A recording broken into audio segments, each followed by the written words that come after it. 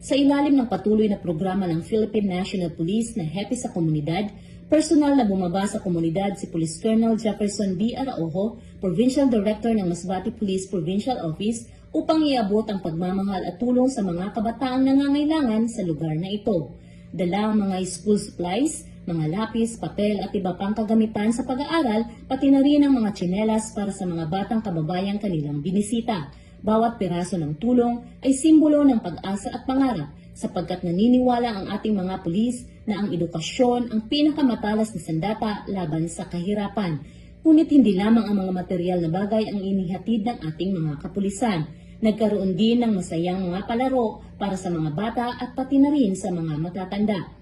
Isang sandali ng katuwaan at ligaya na nagpapalapit ng puso ng mga pulis at ng komunidad.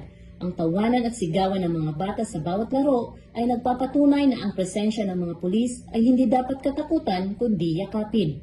Upang higit na mapasaya ang okasyon sa bawat subo at ngiti, nararamdaman ang tunay na pagmamalasakit ng ating mga tagapagtanggol ng kapayapaan.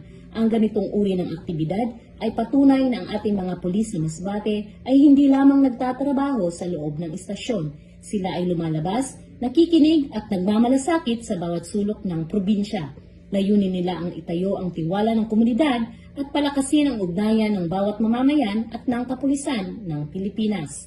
Mula dito sa Masbate Police Provincial Office, ako po si Police Corporal Danet R. Alba, nag-uulat para sa Police News Network. Bagong PNP para sa bagong Pilipinas, serbisyong mabilis, tapat at nararamdaman.